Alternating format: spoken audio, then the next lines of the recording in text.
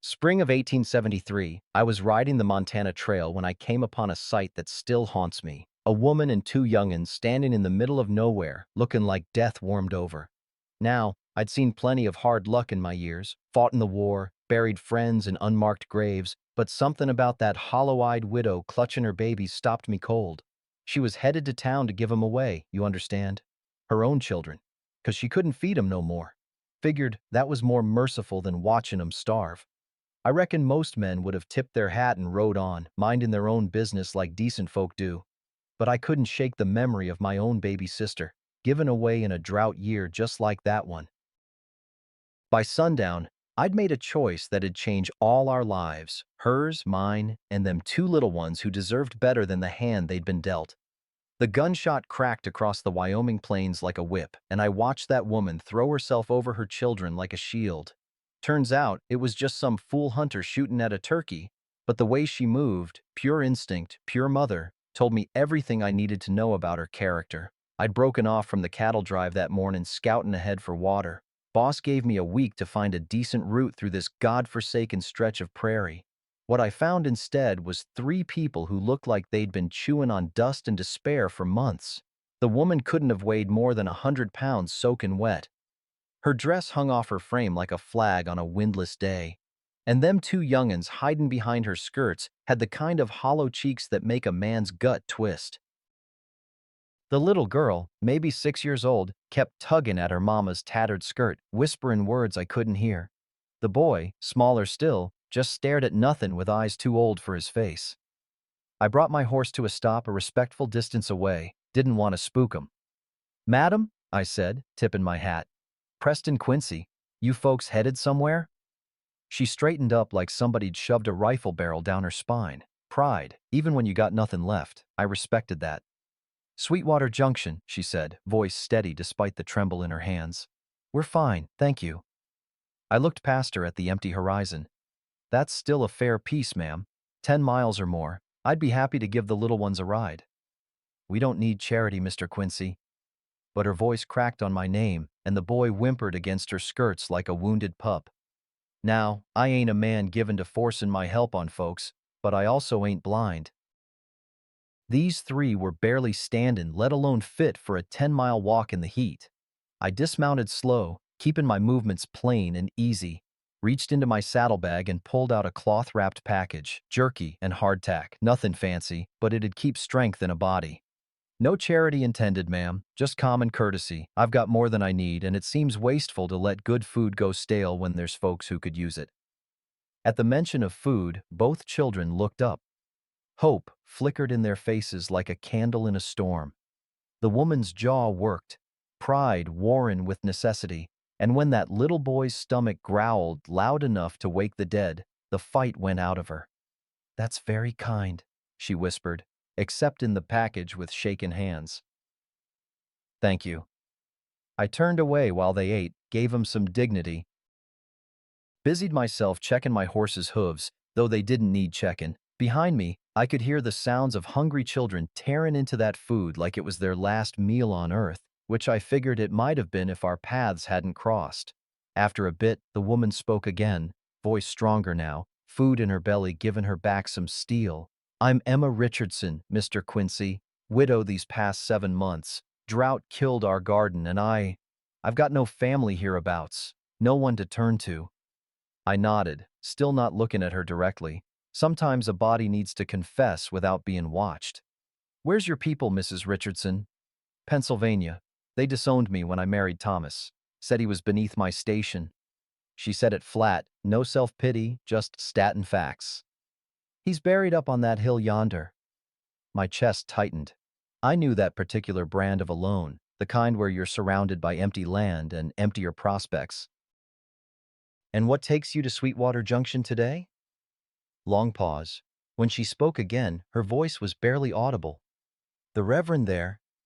I've heard he sometimes finds homes for children who—" She couldn't finish. Turned away, shoulders shaken silent. I felt something twist in my gut, sharp and mean. My own mama died when I was 8. Drought year just like this one. Pa couldn't manage 4 young ones alone. He gave my baby sister Clara away to cousins back east. I was standing right there on the porch when they took her, screaming my name. Never saw her again. That was 24 years ago, and the wound still bled. Mrs. Richardson, I said, turning to face her square. I'm headed to a ranch about 20 miles north of here. Man named Hallbrook is looking for a cook and housekeeper. Pays fair, and there's a cabin for workers with families. Hope flickered in her eyes, then died just as quick. I can't cook anything fancy, Mr. Quincy. And these two, she gestured at her children, they need watching. No ranch foreman wants the burden of children underfoot. Hallbrook's different, I insisted. His wife Beatrice died last winter. Place needs a woman's touch, and I reckon he'd welcome some young ones around. Makes a place feel like home again. She studied my face, searching for the lie. I let her look. After a long moment, she asked the question I'd been waiting for. Why would you help us? You don't know me from Adam. I looked down at my boots, scarred from years of hard riding. My pa gave my sister away because he couldn't feed her. I've carried that for more than 2 decades. If I can stop one woman from making that choice. I met her eyes. Well, maybe it'll balance the scales some. Emma Richardson's hand flew to her mouth. When she dropped it, tears were streaming down her face. I'm so sorry. So am I, ma'am. So am I. I cleared my throat, pushed down the old grief. Now, will you let me help you and these young ones, or are we going to stand here jawing while the sun gets higher?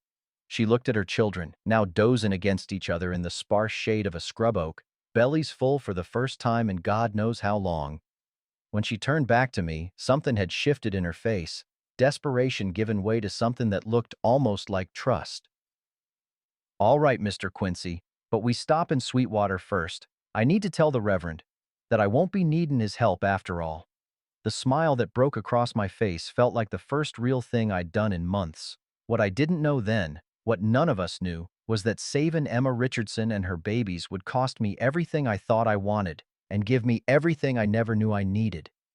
I helped Emma and the children onto my horse, insisted on it, though she argued. A woman's got pride, I understand that, but pride don't keep your feet from bleeding through worn-out boot leather.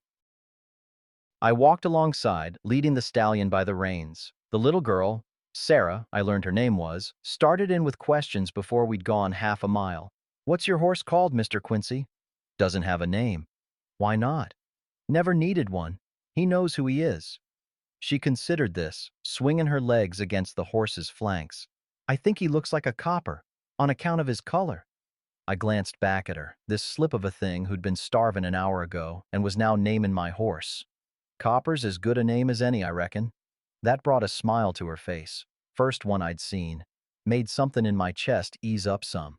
The boy, Jacob, stayed quiet, but his eyes tracked everything. Watched how I kept my hand gentle on the reins, how I steered us around the rougher patches of ground. Smart kid, observin' learnin'. That'd serve him well out here. Emma rode in silence mostly, but I caught her looking at me now and again. Couldn't read her expression. Women are complicated that way, but she didn't seem afraid no more. That was progress. Tell me about Hallbrook, she said finally. What kind of man is he? Fair, I said, picking my words careful. Lost his Beatrice to pneumonia last February. Been a hard year for him. Ranch is solid though, good water, decent grassland. He runs about 200 head of cattle, employs 8 hands regular, more during branding season. And he truly welcome children, most men. Most men ain't just lost their wife and are rattling around in a big house that echoes, I said. Robert Hallbrook's got a good heart. He'll see your young ones as a blessing, not a burden. By the time we reached Sweetwater Junction, the sun was high and mean. The town wasn't much, a general store, a saloon, a church with a crooked steeple, and maybe 20 buildings total. But it had people, and people talk. I saw old Mrs. Henderson stop sweeping her porch to stare as we passed. He saw Travis Milhouse nudge his brother and whisper behind his hand. Saw the way folks' eyes narrowed, taken in Emma's worn dress, the children's hollow cheeks, me walking alongside like some kind of fool knight in dusty chaps. Emma noticed too. Her spine went stiff, her chin lifted higher. Defiant, even in her shame. I respected that. Reverend Walsh was tending his small garden behind the church when we found him. He straightened up, brushed dirt from his knees, and his weathered face creased with concern when he saw Emma. Mrs. Richardson, I'd heard you might be comin' by. His eyes flicked to me, questions forming. Reverend, Emma said, sliding down from the horse with more grace than a woman her size should have. I won't be needin' your assistance after all. Mr. Quincy here has found me employment at the Hallbrook Ranch. The Reverend's eyebrows climbed toward his hairline. He looked at me, really looked, taken my measure. I stood there and let him, met his gaze straight on. Preston Quincy, I said, extending my hand. I work cattle drives, but I know Robert Hallbrook. He's a God-fearing man who needs help, and Mrs. Richardson here needs honest work. Seemed like Providence to me. Walsh shook my hand, grip firm. Providence indeed. He turned back to Emma. You're certain about this, sister? I am. Her voice didn't waver. The Reverend reached into his coat pocket, pulled out a small leather pouch. The church fund. It's not much, but it should see you through until your first wages. He pressed it into Emma's hand, closing her fingers around it. God provides, Mrs. Richardson, sometimes in the form of trail-worn cowboys. I felt heat climb up my neck at that, but didn't say nothing. Emma used some of the church money at the general store. Flour, beans, a bit of salt pork. I added coffee and sugar from my own supplies when she wasn't looking, tucked them in with her parcels. She noticed later, started to protest, but I cut her off with a look. As we loaded up to leave, I caught sight of Travis Millhouse standing outside the saloon with 3 other men. They weren't even pretending not to stare now. Travis said something low to his companions, and they all laughed. The ugly kind of laughter that's got sharp edges. One of them, Pete Gallagher, mean drunk who'd caused trouble before, called out, "Quincy, that widow gonna keep you warm on the trail?" The words hung in the dusty air like a challenge. I felt Emma go rigid beside me, felt Sarah press closer to her mother, felt my own jaw tighten till my teeth ached. I turned slow, deliberate, looked at Pete Gallagher until his grin faltered. That's Mrs. Richardson to you, and if I hear her name coming out of your mouth again, Pete, we're gonna have a conversation you won't enjoy. The silence stretched tight as a wire. Then I turned my back on him, the greatest insult a man can give another out here, and helped Emma back onto my horse. As we rode out of Sweetwater Junction, I could feel their eyes boring into my back, could feel the weight of their whispers starting to spread. Sarah leaned down from the saddle, her small voice worried. Those men were mean, Mr. Quincy. Some men are, darlin'. That's why the good ones gotta stand up. What I didn't say, what I was just beginning to realize, was that standing up for Emma Richardson might cost me more than my reputation. It might cost me everything. We camped that first night by a creek about halfway to Hallbrook's ranch. I built a fire while Emma unpacked the few supplies we'd bought. The children were worn slick, fell asleep soon as they'd eaten their beans and hardtack. Emma and I sat by the dying embers, not talking much. Sometimes silence says more than words ever could. Tell me about your husband, I said finally. Most folks avoided mentioning Thomas, like his name might conjure grief too painful to bear, but Emma's face softened. He was kind, she began. Not just to me, but to everyone. He could look at a broken thing and see how to fix it. A small smile played at her lips. Including me, I suppose. I was quite broken when we met. How so? She told me then, about her mother dying when she was 16, about her father turning cold and hard, about the arranged marriage to a man nearly 40 years her senior, about Thomas, the stable hand who helped her escape the night before the wedding. We had nothing, she said, but Thomas said love and hard work would see us through. And it did, until the fever took him. I was quiet a long moment. My ma used to say that the measure of a life isn't in its length, but in its impact. Sounds like your Thomas lived a full measure. Emma nodded, tears spilling silent down her cheeks in the firelight. Then she asked about me, and I found myself telling her things I hadn't spoke of in years. About Boston and the bankin' family I'd walked away from. About the war and the things I'd seen that still woke me sweatin' in the night. About choosing the open range over easy money because at least out here, a man's word still meant something. No wife waitin' somewhere? She asked, then blushed at her own boldness. No, ma'am. Never found a woman willing to put up with a man who's gone more than he's home. I looked at her then, really looked. Though lately I've been thinking on settling somewhere. Man gets tired of sleeping under the stars every night. Something passed between us in that moment, unspoken but real as the ground beneath our feet. We reached Hallbrook Ranch late the next afternoon. The place spread out before us. Main house, outbuildings, corrals, and grassland run into the horizon. Emma's breath caught. "It's so big," she whispered. "Robert runs a good operation," I said. "You'll do fine here." But when we rode into the yard, something was wrong. I felt it in my gut before I saw it. Robert Hallbrook stood on his porch, face grave as a tombstone. Behind him stood 4 of his ranch hands, and their expressions weren't friendly. Off to the side, I recognized 2 horses, belonged to Travis Millhouse and Pete Gallagher from Sweetwater. My stomach dropped. "Preston," Hallbrook said, his voice careful. "We need to talk." I dismounted slow, helped Emma and the children down. "What's this about, Robert?" Travis Millhouse stepped forward, smiling like a cat with a cornered mouse. "Told Mr. Hallbrook here about your new arrangement. Figured he had a right to know the kind of woman you're bringing onto his property." Emma went pale. I felt rage building in my chest like steam in a kettle. "Careful, Travis," I said, voice low and dangerous. "It's true, though, ain't it?" Pete Gallagher chimed in. "Widow picks up a strange man on the road, rides off with him. What kind of decent woman does that? And them kids, how do we even know they're hers? Could be stolen for all we know." "That's enough." I stepped forward, fists clenching. "Preston." Hallbrook's voice cut through. "That true? You met Mrs. Richardson just yesterday?" I turned to face him. "It's true. Found her on the road to Sweetwater, starving, about to give her children to the church because she couldn't feed 'em. I offered her honest work here because you need help and she needs a place. That's the whole of it." "The whole of it?" Travis laughed ugly. "Come on, Quincy. Man don't just pick up a woman and her brats out of the goodness of his heart. What's she promised you? What's she given you in return?" I moved before I could think, had Travis by the collar, fist drawn back. "You son of a— Preston, no!" Emma's voice cracked like a whip. I froze. Looked back at her. She stood there with Sarah and Jacob pressed against her skirts, tears streaming down her face, but her chin was high, dignified, even in her shame. "Please," she said quietly. "Don't. I won't have you fightin' on my account." She turned to Hallbrook. "Mr. Hallbrook, I'm sorry for the trouble. Mr. Quincy meant well, but these men are right. It looks improper.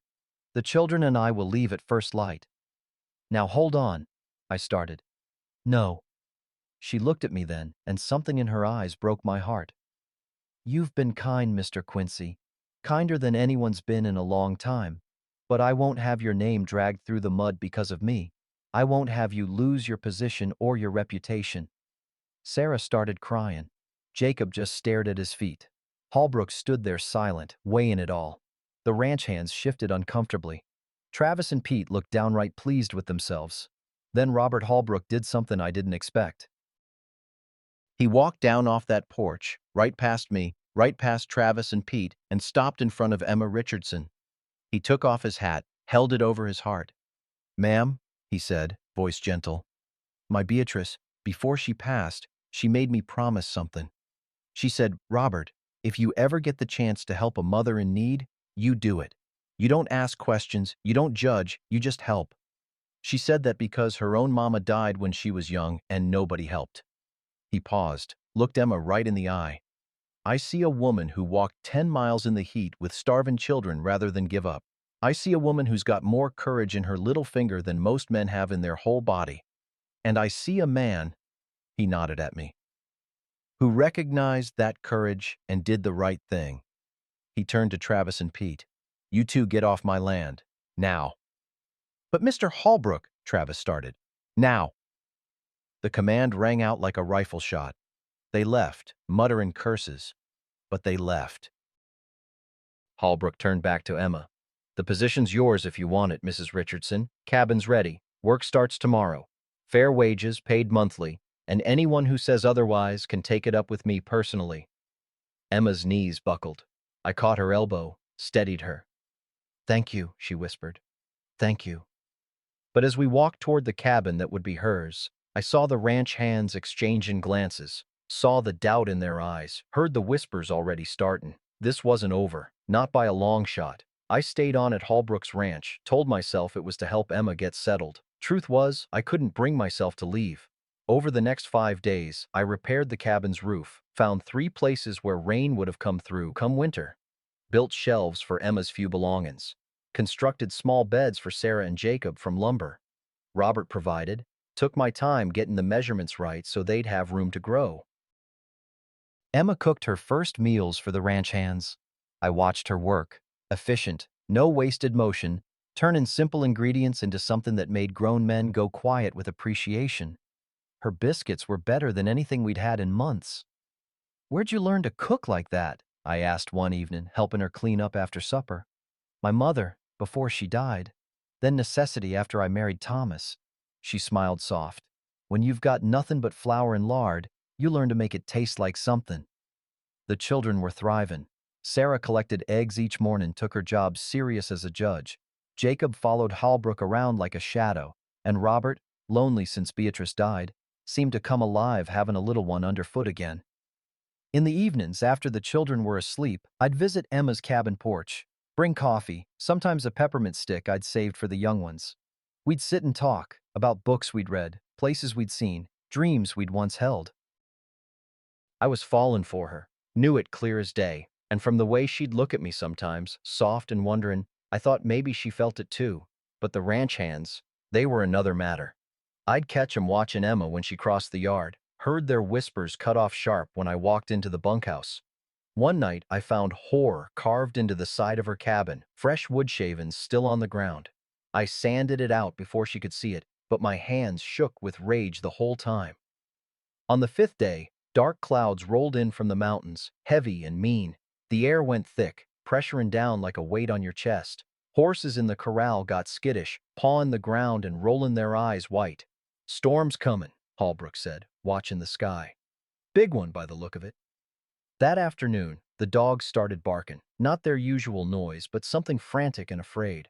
I stepped out of the barn and felt my gut clench. Riders. 6 of them, coming up the road from Sweetwater. I recognized Travis Millhouse in the lead, Pete Gallagher beside him. The others were town men, shopkeepers and drifters who'd never done an honest day's work but had plenty of opinions about how others should live. They rode right into the ranch yard like they owned it.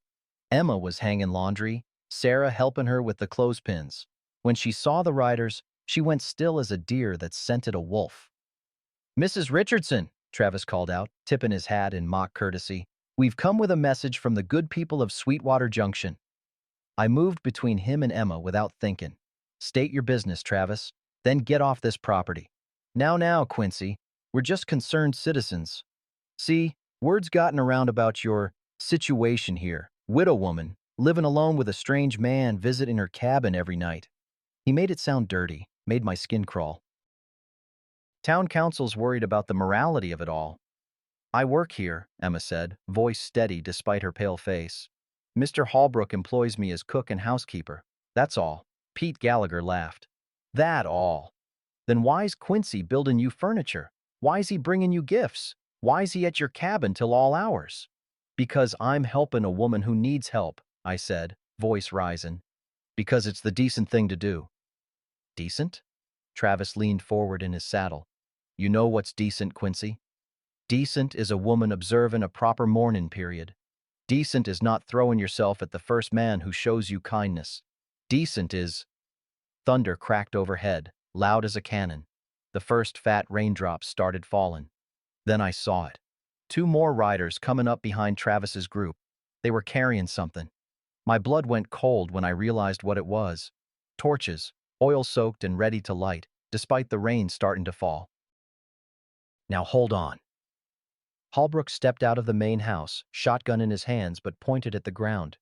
"You men are welcome to state your piece, but you'll do it civil, and you sure as hell won't bring fire onto my land."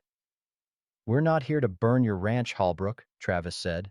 "We're here to burn out the sin before it spreads." Sarah started crying. Emma pulled her close, and I saw Jacob run from the barn toward his mother.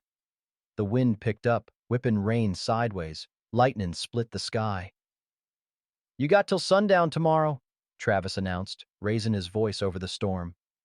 "Mrs. Richardson leaves, or we come back and make her leave." And anyone who stands with her, he looked directly at me, well, they'll burn too. They turned their horses then, riding back into the growing storm, those unlit torches bouncing against their saddles like promises of violence. Emma sank to her knees in the mud, clutching her children. I stood there, rain pouring down my face, mixing with something that might have been tears or might have been just water. Holbrook lowered his shotgun. Preston, we need to talk. Inside the main house, we stood dripping on his floor. I won't turn her out, Robert said first thing, but I also won't have my ranch burned. Those men are serious. I know, I said. So what are we going to do?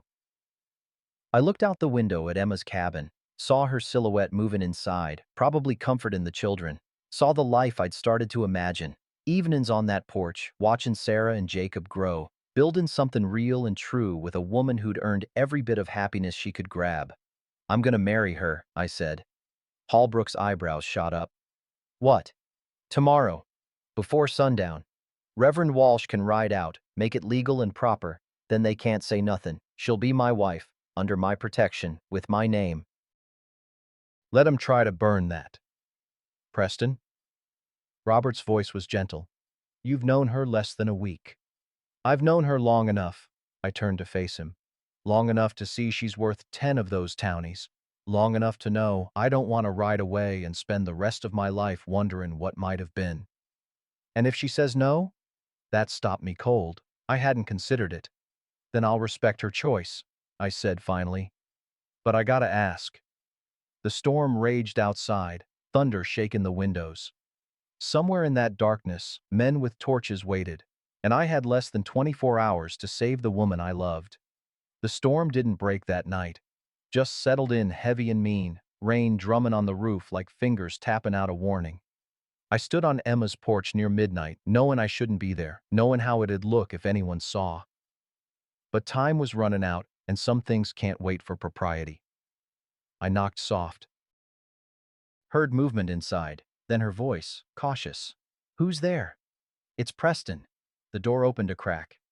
Emma stood there in her nightdress with a shawl wrapped around her shoulders, hair loose down her back.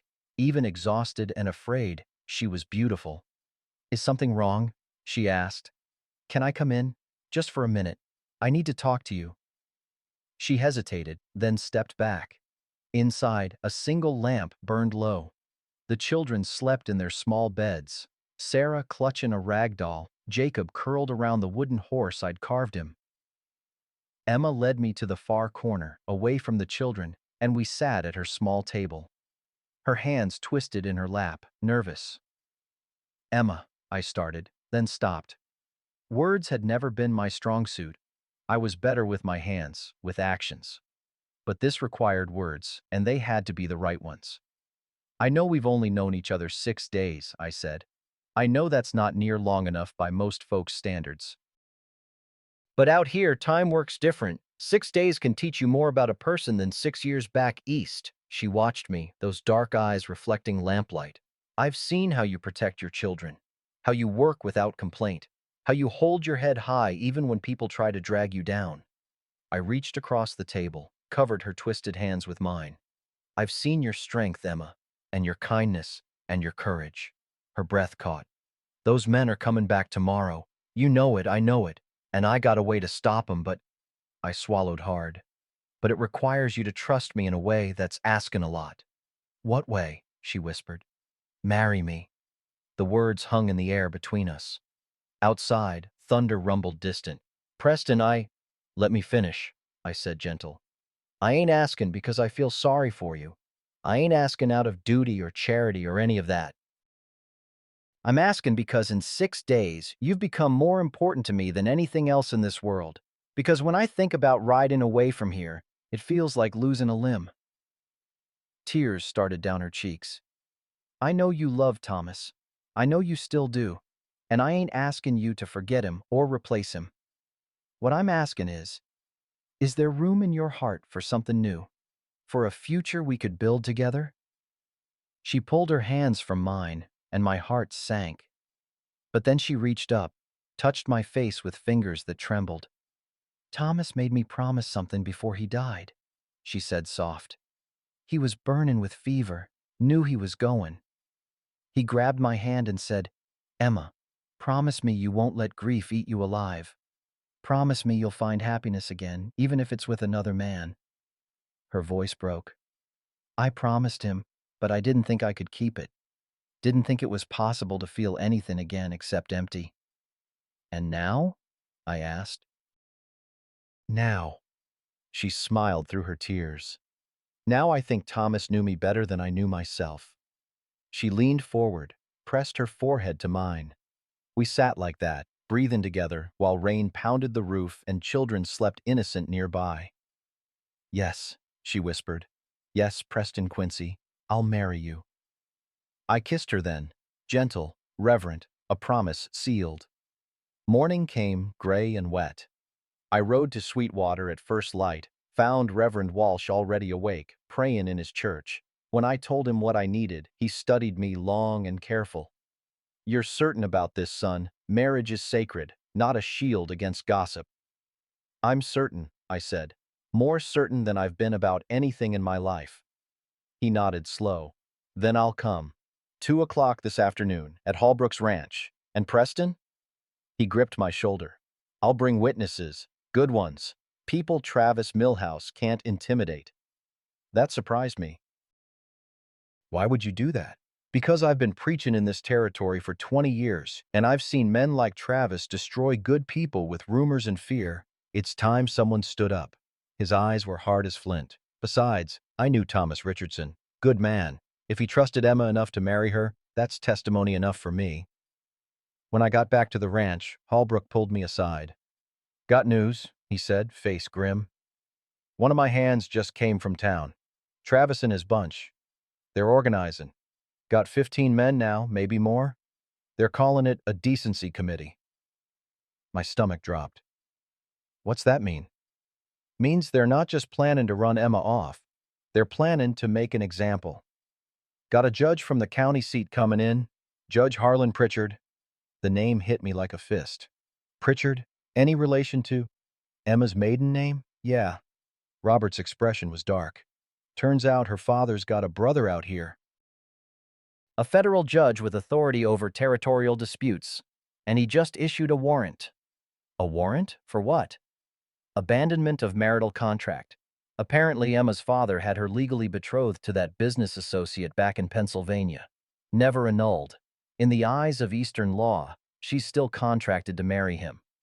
The world tilted. "That's insane. She married Thomas. They had children." "Don't matter. Judge Pritchard's claiming that marriage was invalid because she was already under contract. Says she's technically committed bigamy." Holbrook's jaw worked. "Says any marriage to you would be illegal too." "When's he arriving?" "Tomorrow morning, with a U.S. Marshal to enforce the warrant." I felt like I'd been gut-punched. We'd gained one day, just one day, before the law itself came down on us. "Does Emma know?" "Not yet." I looked toward her cabin, saw smoke rising from her chimney. Saw Sarah playing in the mud, Jacob helping her build something that might have been a fort or might have been a castle. In 6 hours, Emma would become my wife. In 18 hours, federal law would tear her away from me. Unless I could find a way to fight a judge, a marshal, and the weight of Eastern legal precedent, I'd faced Confederate soldiers, stampeding cattle, and Montana winters. But I'd never faced anything like this. I didn't tell Emma about the judge, not yet. Let her have these few hours of hope before reality came crashing down again. At 2 o'clock, Reverend Walsh arrived with 6 people I hadn't expected. Mrs. Henderson, the old woman who'd stared at us in town, climbed down from a wagon with surprising spryness. Behind her came the school teacher, Miss Sarah Brennan, and 4 ranch wives from spreading homesteads, women whose faces were lined with hard work and harder winters. "Reverend said you needed witnesses," Mrs. Henderson announced, marching up to me. "Proper ones. The kind Travis Milhouse can't say are biased." I must have looked confused because she laughed, sharp and knowing.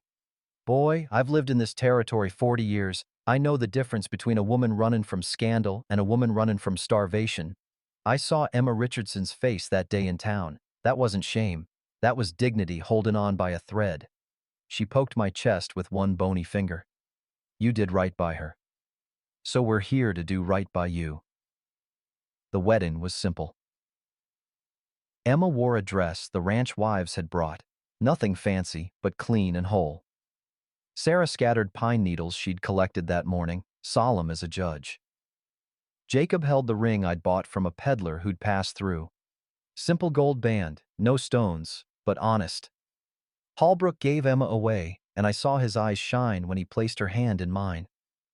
Dearly beloved, Reverend Walsh began, and I barely heard the rest.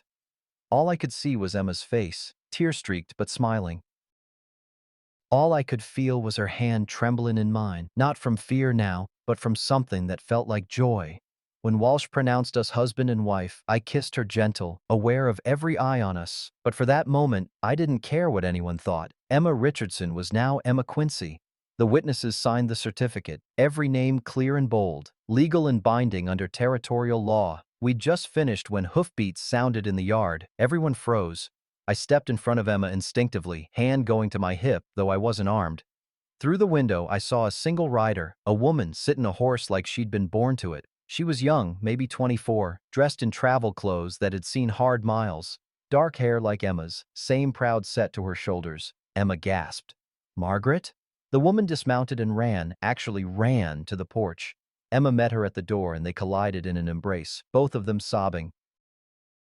I got your letter, the young woman said, words tumbling out. The one you sent through the Reverend's church network. I've been writing for 3 days straight. Margaret, what are you doing here? Emma pulled back, searching her sister's face. If Father finds out, Father's dead. The words fell like stones into water. Emma's knees buckled. I caught her, held her up while she processed it. He died 4 days ago, Margaret continued, voice steadier now. Heart gave out. Just stopped beating during breakfast. She pulled papers from her coat. But before he died, he'd already set things in motion. His brother, Uncle Harlan, he's a federal judge now, and Father convinced him you needed to be brought back to Pennsylvania to honor the marriage contract. I know, I said quietly. We heard he's coming tomorrow with a marshal. Margaret's eyes widened. You know, then why? She saw the marriage certificate on the table, saw the witnesses still gathered. Understanding dawned. Oh, Emma, you married him? I did, Emma said, straightening. She took my hand, held it tight. This is Preston Quincy, my husband, as of 20 minutes ago. Margaret studied me like she was appraising livestock. Then, sudden as summer lightning, she smiled. Good, that's good. She turned back to Emma. Because I brought something that'll stop Uncle Harlan in his tracks. She pulled out more papers, official looking, with seals and ribbons. Mother's will, the real one, not the version Father showed the lawyers. I found it hidden in her Bible. Margaret's voice shook with suppressed fury. Mother left her entire inheritance to you, Emma. Not in trust, outright, $300,000, free and clear. The only condition was that you be married to a man of your own choosing, not Father's. Emma's hand flew to her mouth. That business associate, Mr. Pemberton? Mother knew Father was planning to sell you to him. So she wrote the will to protect you, said if you were forced into that marriage, the money would go to charity instead. Margaret's eyes blazed. Father hid the will, tried to enforce a contract that was void the moment Mother died. And Uncle Harlan? He doesn't know any of this. Reverend Walsh leaned forward. Miss Pritchard, are you saying Emma's marriage to Thomas Richardson was legal? Completely legal. I have the certificate here. Mother kept it safe, along with a letter from Emma explaining everything. Mother was proud of her for escaping. Margaret's voice broke. She died wishing she could tell you that. I felt Emma shaking against me, but when I looked, she was smiling through tears. There's more, Margaret said. Uncle Harlan? He's ambitious. Eyes on a Senate seat. If it gets out that he tried to enforce a fraudulent contract to help his dead brother steal an inheritance. She shrugged. That's the end of his political career. You'd use that against him? I asked. Margaret's smile turned sharp as a knife. I've lived under men's thumbs my whole life. Father's, then Uncle Harlan's after Mother died. Watching Emma escape gave me hope. Now Father's dead, and I'm free too. She looked at her sister. So yes, I'll use it. I'll use everything I have to protect you. Mrs. Henderson cackled. I like this girl. Hope. Real hope. bloomed in my chest for the first time since Holbrook had told me about the judge. But Margaret's next words froze it solid. "There's just one problem," she said quietly. "Uncle Harlan doesn't know I'm here, doesn't know I found the will, and he's bringing 15 men with him tomorrow. Not just a marshal. He plans to arrest Emma for bigamy, you for harboring a fugitive, and anyone who stands with you for obstruction of justice." She looked around at all of us. "He arrives at dawn. We have maybe 12 hours to figure out how to stop a federal judge with an army behind him." Outside, the sun was setting. The storm clouds had cleared, leaving the sky blood red. Somewhere out there, men with badges and guns were riding toward us, and all we had was the truth, a dead woman's will, and 12 hours till judgment came. Dawn came cold and clear. We'd spent the night preparing, not for violence but for law. Margaret coached us on every detail of her mother's will, every clause that protected Emma. Reverend Walsh drafted testimony. The witnesses stayed, refusing to leave even when I suggested it might be safer. "We don't abandon our own," Mrs. Henderson said firmly, and that was that. They arrived at 7 o'clock, a column of riders that sent dust rising like smoke signals. Judge Harlan Pritchard rode at the front, a big man in a black coat, face hard as carved granite. Behind him, the U.S. Marshal, a lean wolf of a man with cold eyes. And behind them, 15 deputized men from Sweetwater, including Travis Milhouse, all wearing tin stars that caught the morning light. We stood in front of the ranch house, me, Emma, Margaret, Holbrook, the Reverend, and our witnesses. The children were inside with the cook, hidden but safe. Judge Pritchard dismounted with the bearing of a man used to being obeyed. His eyes found Margaret first, and something like fury crossed his face. "Margaret, I might have known you'd be involved in this rebellion." "Uncle Harlan." Her voice was steady, cold. "Always a pleasure." His gaze shifted to Emma, and I felt her flinch beside me. The resemblance to her father must have been strong, because her hand tightened on mine like she was holding on for dear life. "Emma Pritchard," the judge announced, voice carrying across the yard. "You are under arrest for abandonment of lawful marital contract, bigamy, and theft of property belonging to your father's estate." "Her name is Emma Quincy," I said, stepping forward. "As of yesterday afternoon. We were married by Reverend Walsh here, with 6 witnesses, all legal and binding under Wyoming territorial law." The judge's lip curled. "A marriage entered into while fleeing from lawful obligations is void. Marshal Blake, take her into custody." The marshal moved forward. "Stop!"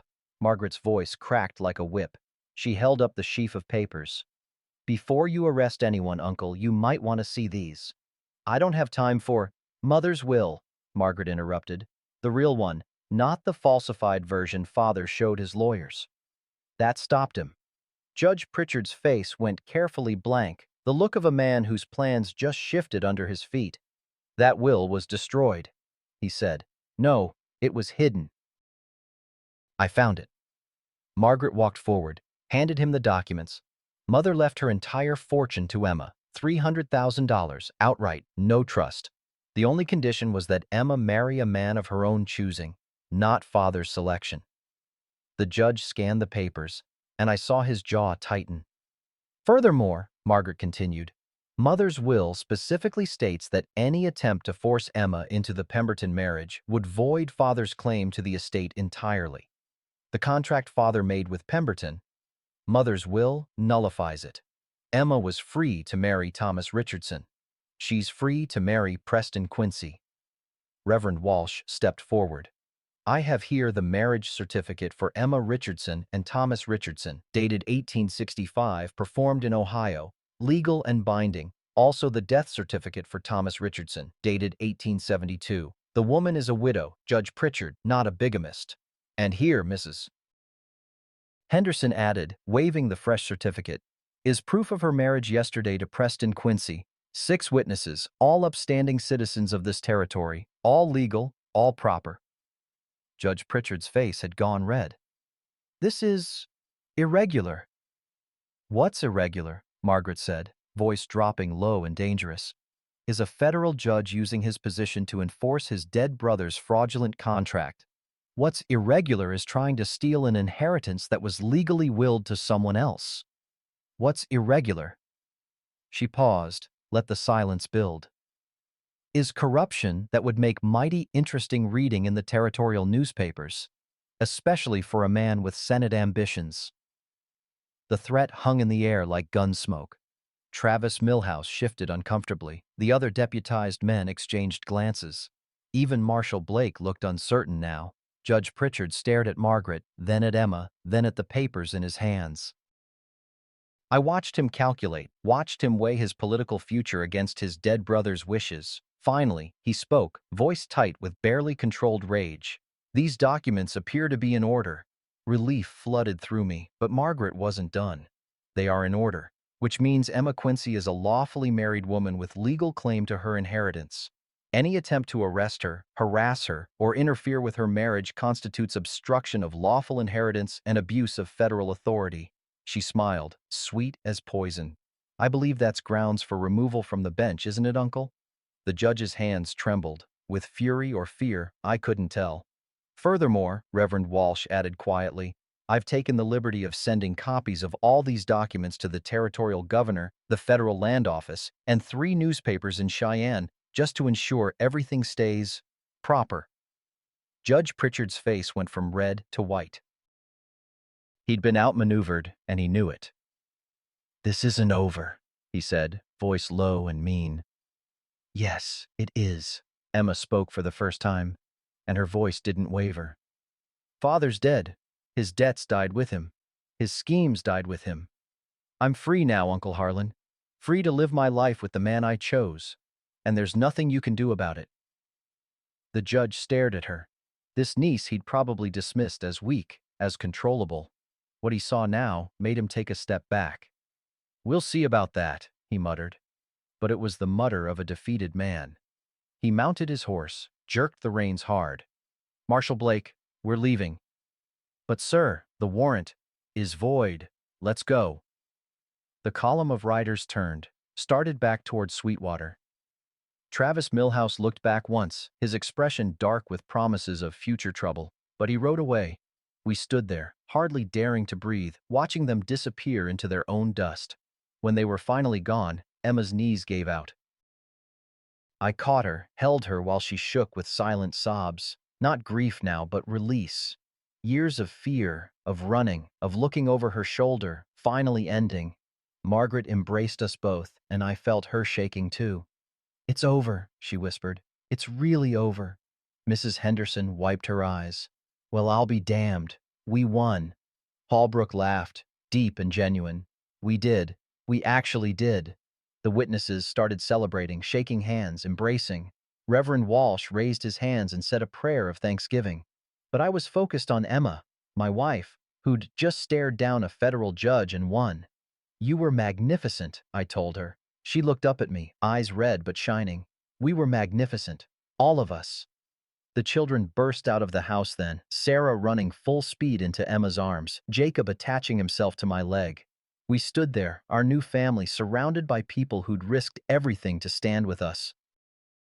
For the first time since I'd found Emma on that dusty road, I let myself believe we might actually have a future. But Sarah, always perceptive, asked the question that still haunted me. Are the bad men really gone, Mama? Emma looked at Margaret, then at me. Yes, sweetheart, she said. But I heard the uncertainty underneath. Judge Pritchard had retreated. But men like him don't forget. Don't forgive. And somewhere out there, he was already planning his next move. 3 days passed quiet. Too quiet. Emma and I settled into married life, strange and wonderful at the same time. She moved her few belongings into my quarters in the ranch house that Holbrook insisted we take. The children had their own room now, real beds with quilts the ranch wives had brought as wedding gifts. Margaret stayed on, helping Emma with the cooking and getting to know the sister she'd been separated from for 8 years. Watching them together, laughing over shared memories, crying over lost time, made me understand what family really meant, but I couldn't shake the feeling that we were standing in the eye of a storm. On the fourth morning, Holbrook came to me while I was mending fence on the north pasture. "Preston, we got a problem." I set down my tools. "What kind?" "Financial kind. Banks called in my loan. The one I took out to expand the herd last year says I got 30 days to pay in full or they foreclose." My gut clenched. "That don't make sense. You've never missed a payment." "I know, but the bank president is Cyrus Pemberton Jr." He let that sink in. Son of the man Emma was supposed to marry. The pieces clicked into place like a gun being cocked. "How much you owe?" $15,000. I whistled low. That was more money than most men saw in a lifetime. "When's it due?" "End of the month, 3 weeks from today." Holbrook's face was grim. "Preston, if I lose this ranch, you and Emma, the children, Margaret, you'll all be without a home again." "We'll figure something out," I said. But my mind was already racing. $15,000. Emma's inheritance was $300,000, but Margaret said it was all tied up in Eastern banks and investments, would take months to access. That night, I told Emma, watched her face go pale. "This is my fault," she whispered. "The Pembertons are punishing everyone who helped me." "No," I said firm. "This is powerful men throwing their weight around because they can't stand losing. That ain't on you." But she wasn't convinced. I could see her mind work and see the guilt settling in. The next day, Travis Milhouse showed up at the ranch. Alone this time, hat in hand, looking like a dog that had been beaten. "I need to talk to Mrs. Quincy," he said. "And you, Preston." I almost threw him off the property right then. But something in his face, shame, maybe, or fear, made me hesitate. We met in Holbrook's office. Travis wouldn't look at Emma, kept his eyes on the floor. "I've done some terrible things," he started. "Said terrible things about you, ma'am. And I'm sorry." The apology hung there, unexpected as snow in July.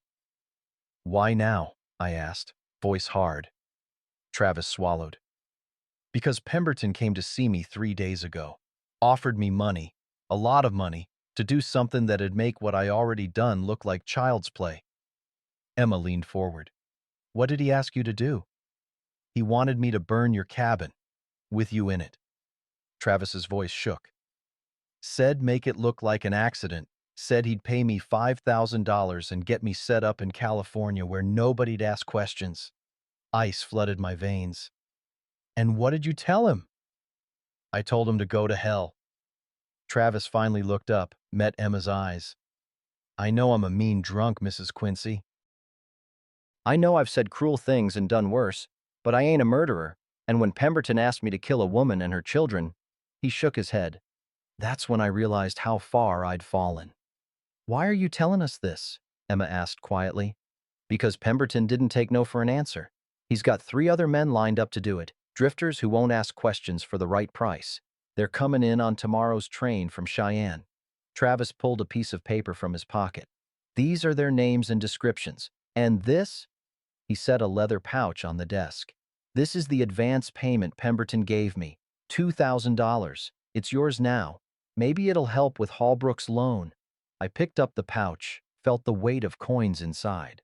Blood money, but money nonetheless. "There's more," Travis said. "Pemberton's been working with Judge Pritchard all along. The judge is his uncle by marriage. They planned this whole thing together, using the law to break you, then using violence when the law didn't work." Margaret, who'd been listening from the doorway, stepped into the room. "Do you have proof?" Travis nodded. "Pemberton got drunk at the saloon last night, started bragging to his hired men about how he was going to teach that uppity Pritchard girl a lesson. Said his uncle the judge would make sure nobody looked too hard at how the fire started." He looked sick. I wrote down everything he said. Got 2 other men who heard it willing to testify. Reverend Walsh, who'd also been present, spoke up. "This is conspiracy to commit murder. Federal crime." "Yes, sir," Travis agreed. "And I'm willing to testify to all of it. Willing to face whatever consequences come from my part in harassing Mrs. Quincy. But first," he looked at me, "first, we need to stop those men on tomorrow's train." I felt Emma's hand slip into mine, felt her fear, but I also felt something else rising in my chest. Not fear, but clarity. For weeks, we'd been reacting, running, hiding. Time to stop running. All right, I said. Here's what we're gonna do. The train was due at noon. We were waiting at the station. Me, Holbrook, Marshall Tucker from the next county over, honest lawman, not in Pemberton's pocket, and 6 ranch hands who'd volunteered. Margaret had ridden to Cheyenne the night before with Travis's written testimony, heading straight for the territorial governor's office. Emma wanted to come, but I'd convinced her to stay at the ranch with the children, protected by the ranch wives who'd formed a formidable guard. When the train pulled in, 3 men got off, exactly matching Travis's descriptions. Hard-faced drifters with guns on their hips and cold eyes that had seen too much killing. Marshall Tucker stepped forward, badge gleaming. "Gentlemen, you're under arrest for conspiracy to commit murder." The drifters went for their guns. And it was over in seconds. 3 shots, then silence. 2 drifters on the ground, wounded, one with his hands up, surrendering. No one on our side hit. As Marshall Tucker cuffed the survivors, a rider came thundering up, one of Margaret's hired messengers. "Preston Quincy?" he gasped. "Message from Miss Pritchard." I tore open the envelope, read fast. Governor issued warrants for Judge Pritchard and Cyrus Pemberton, Jr. Federal marshals arrested both men this morning. Pemberton's bank assets frozen pending investigation. Evidence of fraud, embezzlement, conspiracy. More to follow.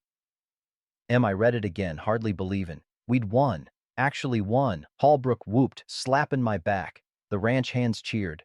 But all I could think about was getting back to Emma, holding her, telling her it was finally, truly over.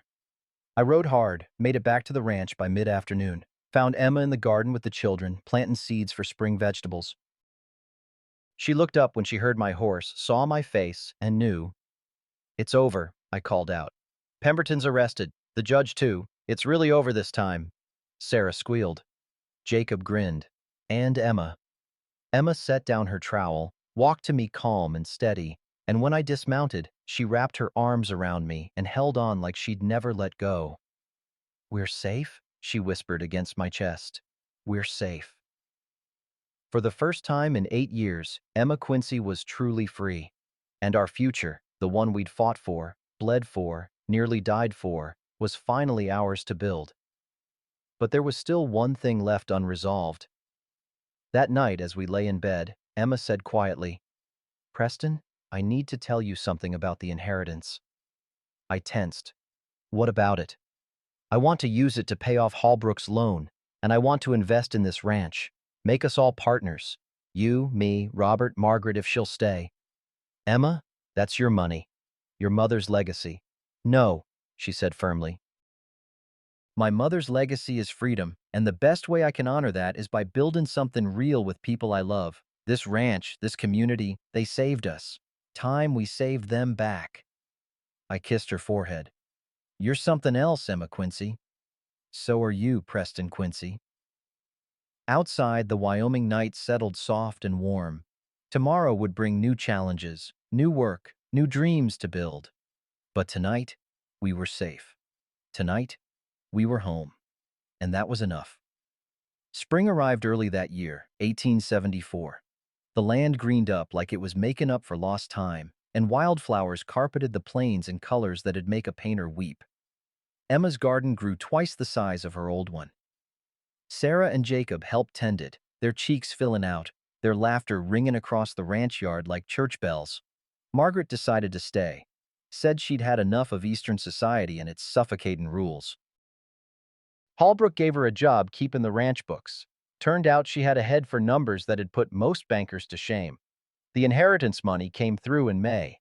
Emma used it exactly like she'd said, paid off Holbrook's loan in full, then invested in expanding the ranch, made us all partners, her, me, Robert, and Margaret. Equal shares, equal say. The Holbrook Quincy Ranch, we called it.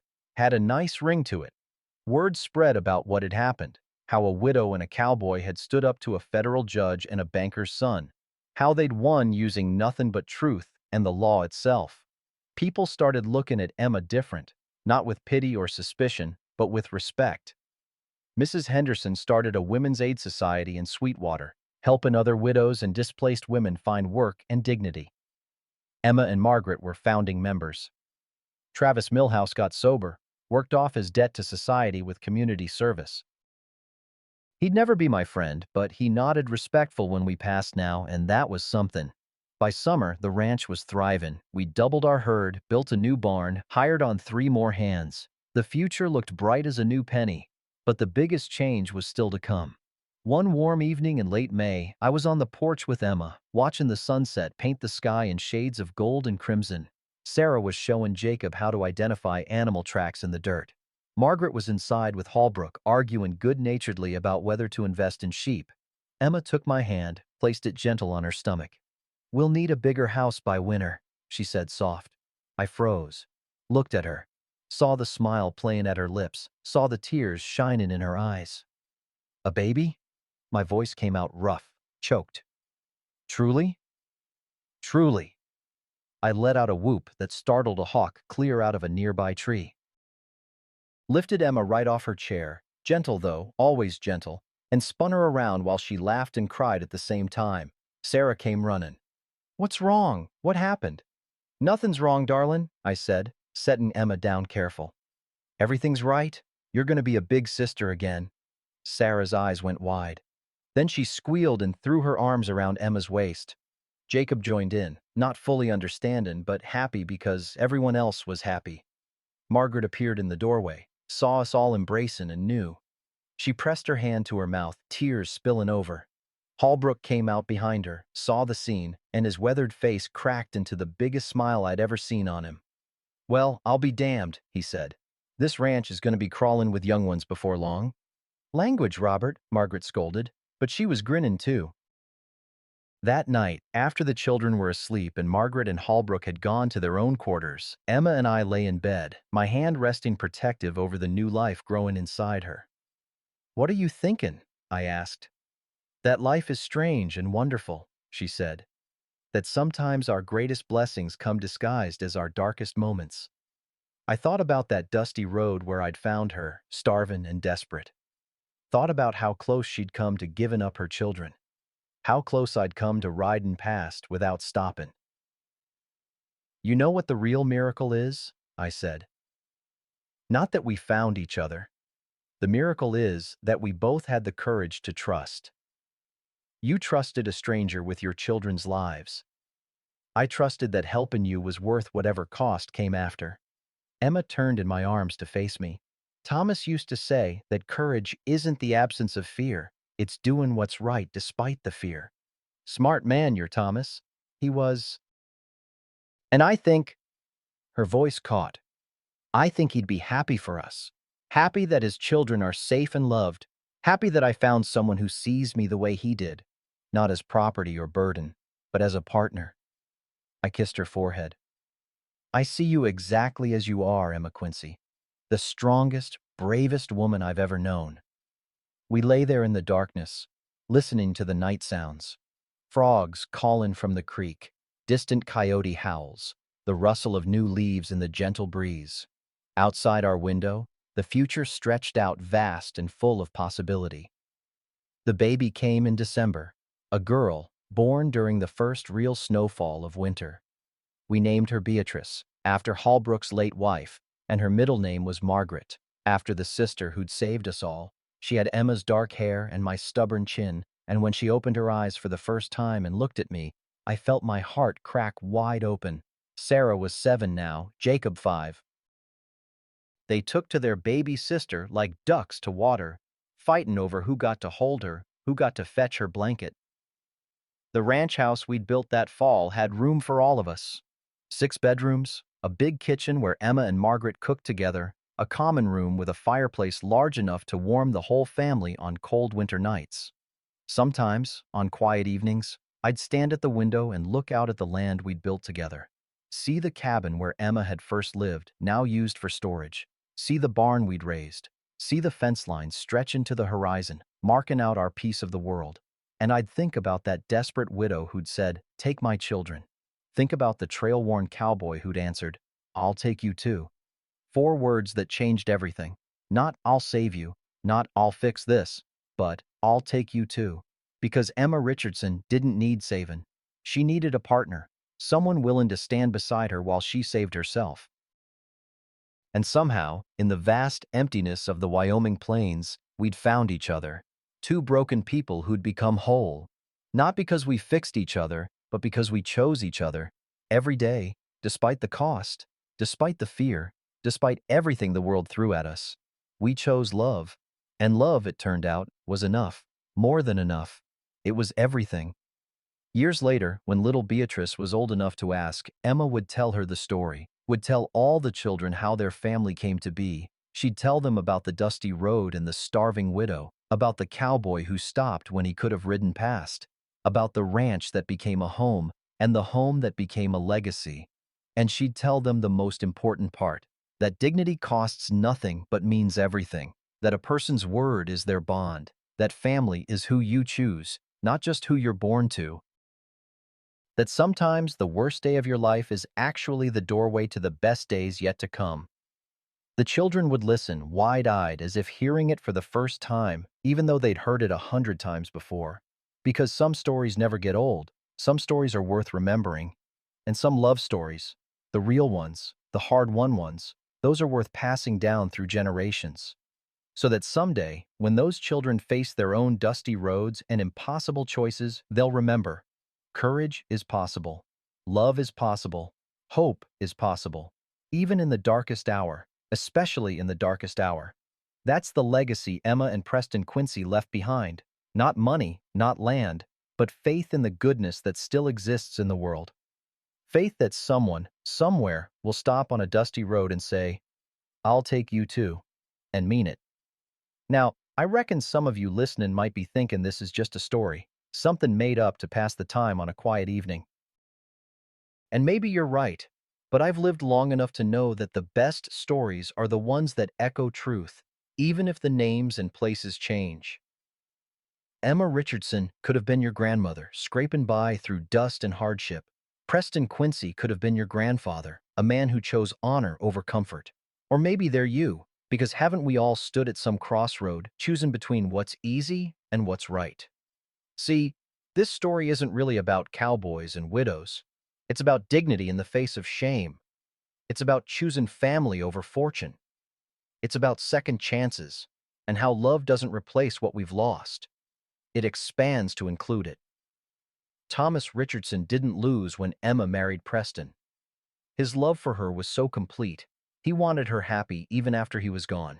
That's not betrayal. That's the highest form of love there is. And Preston Quincy didn't rescue Emma. She rescued herself when she chose to walk those 10 miles rather than give up.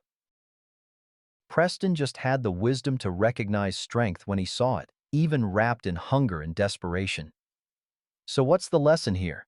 Maybe it's this. Dignity costs nothing but means everything. A man's word still matters. Family is who you choose, not just who you're born to. And sometimes, the worst day of your life is actually the doorway to the best days yet to come. If you've ever felt broken, if you've ever had to choose between pride and survival, if you've ever wondered whether kindness still exists in this hard world, well, I hope this story gave you an answer. Because somewhere out there, on dusty roads and in desperate moments, people are still stopping to help, still choosing love over comfort, still saying, "I'll take you too." If this story touched you tonight, I'd be honored if you'd let me know where you're listening from. Drop a comment, send a word. It matters. Knowing these old stories still means something. Until next time, friends, may you have Emma's courage, Preston's honor, and Thomas's love, the kind that wants good things for people even when it costs you something. This is your storyteller, reminding you that dignity, like love, never goes out of style. Take care of yourselves, and take care of each other. Good night.